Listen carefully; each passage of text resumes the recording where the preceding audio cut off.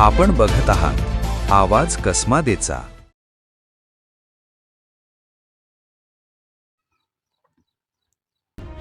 सटाणा तालुक्यातील ब्राह्मणगाव इथं गोवंश जातीच्या जनावरांची अवैध वाहतूक करणाऱ्या टोळीवर सटाणा पोलिसांनी मोठी कारवाई करत तिघांना अटक केली आहे। या प्रकरणातील एक आरोपी अद्याप फरार असून त्याचा पोलिसांकडून शोध सुरू आहे।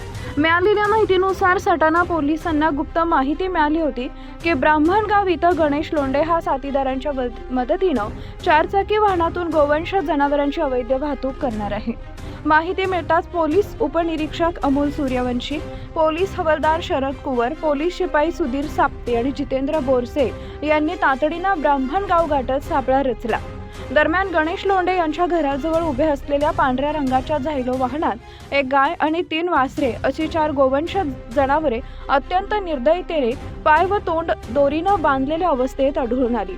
पोलीस वाहनाजवळ पोहोचताच संशयितांना चाहूल लागली आणि झायलो चालक वाहनासह पसार झाला।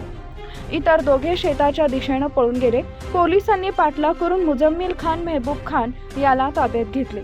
चौकशीत मुजम्मिल खान यानं झायलो चालक बब्बू शेख, सलीम शेख आणि वाहन मालक रिहान शेख, इरफान शेख यांच्या सांगण्यावरून गणेश लोंढे यांच्याकडून जनावरे घेऊन मालेगाव इथं कत्तलीसाठी नेत असल्याची कबुली दिली।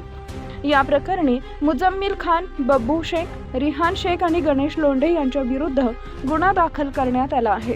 पोलिसांनी पुढील तपास करत झायलो वाहन जप्त केलं असून मुजम्मिल खान, रिहान शेख आणि गणेश लोंढे यांना अटक करण्यात आली असून फरार आरोपी बब्बू शेख, सलीम शेख याचा शोध पोलीस घेत आहेत। ही कारवाई पोलीस निरीक्षक योगेश पाटील यांच्या मार्गदर्शनाखाली पोलीस उपनिरीक्षक अमोल सूर्यवंशी आणि त्यांच्या पथकानं केली आहे।